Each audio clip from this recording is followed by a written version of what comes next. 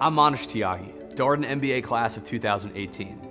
The i.Lab supports entrepreneurs and innovators on and beyond the UVA grounds. It's an incredible resource for Darden students who want to explore innovation or launch their own ventures.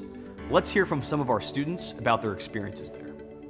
One thing we didn't really talk about is like the experience in the i.Lab. Over the summer, it's like 22 ventures squished into this lovely area.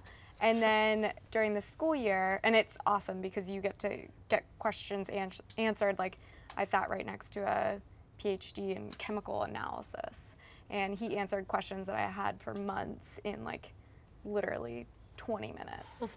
And so like that has been incredibly valuable to me, and I keep in touch with a lot of those people who are in the same i.Lab cohort. And then over the school year, it's a smaller group, but it's people who are all across the university, and it just becomes like a very, very tight community of people working on ventures. Sure. And there's a lot of like pizza and champagne and.